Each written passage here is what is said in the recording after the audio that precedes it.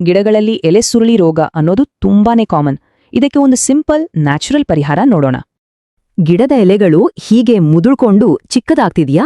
ಇದು ತುಂಬಾ ಸಾಮಾನ್ಯವಾದ ಸಮಸ್ಯೆ. ಹೀಗಾದ್ರೆ ಗಿಡದ ಆರೋಗ್ಯ ಸರಿಯಿಲ್ಲ ಅಂತ ಅರ್ಥ. ಇದೇ ರೀತಿ ಮುಂದುವರೆದ್ರೆ ಗಿಡದ ಬೆಳವಣಿಗೆನೇ ನಿಂತುಹೋಗುತ್ತೆ. ಸರಿ, ಹಾಗಾದ್ರೆ ಇದಕ್ಕೆ ಅಸಲಿ ಕಾರಣ ಏನು? ಬನ್ನಿ ತಿಳ್ಕೊಳ್ಳೋಣ. ಮುಖ್ಯವಾಗಿ 3 ಕಾರಣಗಳಿವೆ: ಕೀಟಗಳು, ವೈರಸ್ ಅಥವಾ ಕೆಲವೊಮ್ಮೆ ನೀರಿನ ಕೊರತೆ ಅಷ್ಟೇ. ಆದರೆ ಚಿಂತೆ ಮಾಡಬೇಡಿ, ಇದಕ್ಕೆ ಒಂದು ತುಂಬಾನೇ ಸುಲಭವಾದ ನ್ಯಾಚುರಲ್ ರೆಮಿಡಿ ಇದೆ. ಈ ಪರಿಹಾರ ಮಾಡೋಕೆ ಬೇಕಾಗಿರೋದು ಕೇವಲ 3 ಸಿಂಪಲ್ ಪದಾರ್ಥಗಳು.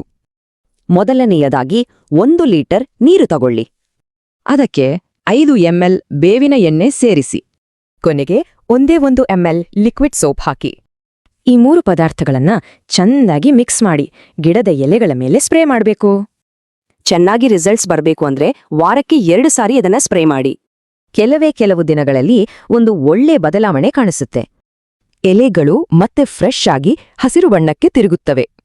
ಹಾಗಾದ್ರೆ ತಡ ಮಾಡದೆ ಈ ಸಿಂಪಲ್ ಟಿಪ್ ಒಂದ್ಸಲ ಟ್ರೈ ಮಾಡಿ ನೋಡಿ.